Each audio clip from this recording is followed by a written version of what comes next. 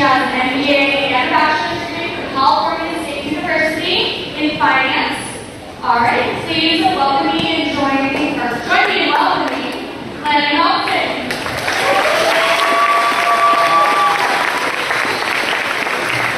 Good morning, everybody. So how many of you are thinking, really, as a corporate person, as an MBA in finance, why do we have to listen to her? Anybody? Yeah! So all of that's true. That really is me. But the reason why I'm here is really to tell you about how did that happen for me. Because like so many people who spoke today, I started out in a place that was normal for me, but as I grew up, I found out that that really wasn't what people considered normal. So as a child, I was one of 5 daughters, and my mother was really a broken soul, and she ended up on heroin. And so whenever we had money, which was not often, it was for heroin. And it was heroin at the expense of dinner for us. It was heroin at the expense of new socks, new shoes. I don't know how many of you are the oldest. The oldest always gets new shoes. Lani wasn't the oldest. I was 3rd, so I never had new shoes. I never had new socks. I got the hand-me-downs because we had no money. And so when you grow up in that environment and you go to bed hungry, you would never in your life imagine that one day you're going to be responsible for running all the restaurants in a corporation. Anybody eat a Jack in the Box in the room? Yeah, I know. It's $2 for 99, right? Okay. So at Jack in the Box, we actually have 2,251 restaurants. And I'm responsible for every single restaurant in the company. And so,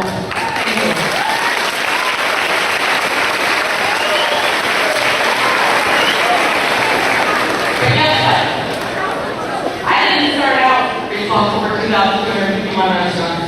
I started out part-time in high school, like many of you who had to get a part-time job, and I made tacos. And I didn't so old that when I started working with Jack Box, we didn't have computers. Can't imagine. You had to remember the orders because we had no computers to tell us what's on the order board. Anybody want to mess in the room? Somebody? Yeah. It's pretty fun. You guys have the ability to have computers. We didn't. So I started out needing money. What I didn't tell you is when I was 9 years old, I actually lost my mother to drugs. So she didn't have an overdose, but what happened was she couldn't pay for her drugs. And so the drug dealer just came after my stepdad, and he tried to rob a wig place to get money. He got caught. He was in jail. So what do drug dealers do? They're not going to wait for him to get out of jail. They're going to go after the next person, and that was my mother. And so the last time I saw my mom, she told us, her 5 daughters, she said, they're probably going to come get me. I'm going to go into hiding. And her name was Debbie. She showed us a bullet with her name engraved on it. So the drug dealers engraved a bullet with her name on it. And they sent it to her. And so she went into hiding. 2 weeks later, they found her, they strangled her, and then 9 left my mom. So at that point, it's kind of like, what's it about? Why is life important? Because I'm sure that there's probably somebody else in this room who's also lost their mom. And it's tough. And then you just say, what's really important in life? And when you think about natural high, if you really figure out what your natural high is, you'll figure out what's important.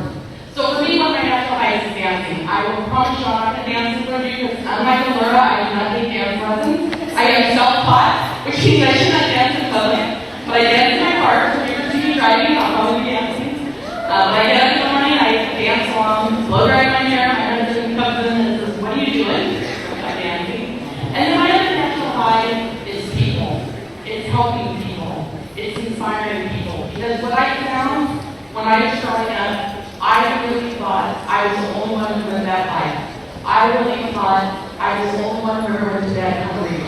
I really thought that I was the only one who didn't get new shoes and socks at the beginning of the school year, who didn't get Christmas gifts because we didn't have money, who didn't get an Easter basket because we didn't have money. And as I grew up, I found out that, you know, Lani, there are more people like you than unlike you. And so now, as an adult, I actually think, how can I help others?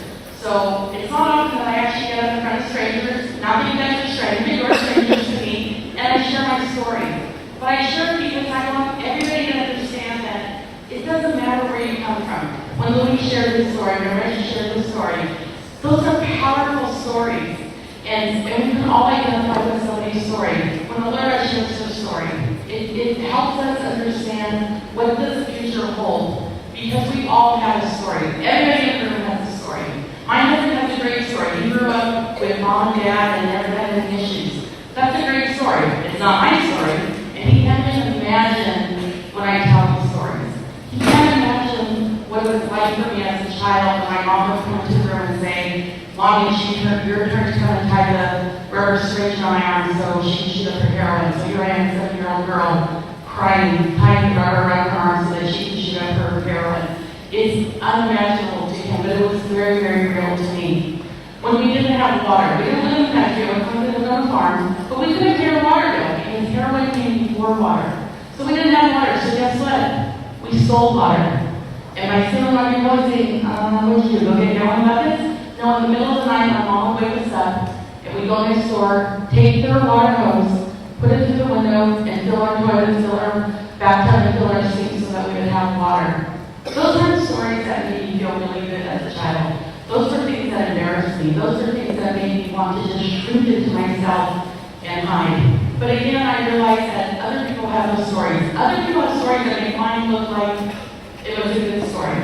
But whatever our stories are, we can move out of that. But it has to come from within. It has to come from believing in ourselves. And it also has to come from you opening your heart and letting somebody else help you when you can't help yourself. After my mom died, we moved with my dad. My dad was well off, was not a drug user, was an alcoholic, and at age 18, he believed that he needed to move out of the house. So he kicked me out, age 18. I'm like, okay, that's what I'm supposed to do. Had big plans to go to college, ended up working. And Jack Box really saved me because I got a free meal every day. So when I was still poor at 18, and I couldn't afford a meal, I got my free meal at Jack in the Box. And then finally I had a boss who believed in me. I didn't believe in myself. I just believed I was doomed just like my mother was. And he said to me, Lani, you need to get focused. You have a great career ahead of yourself.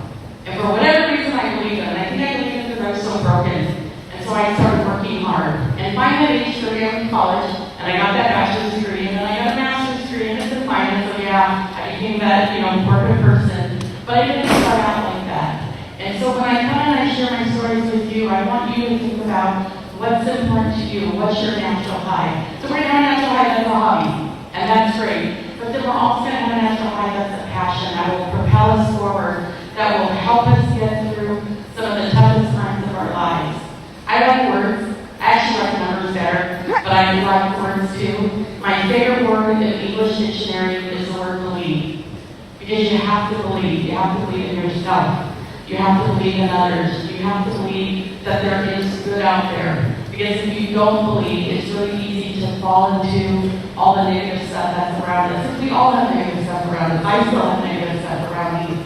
But when you believe, when you really say, I can do this. Some of you in the room, sometimes good things happen to you, right? And some of you might say, why me? Anybody ever feel like that? Some of you have said, why me? Kind of weird because you expect not good things. So I'm going to challenge you to say, why not me? Why not you? You are special.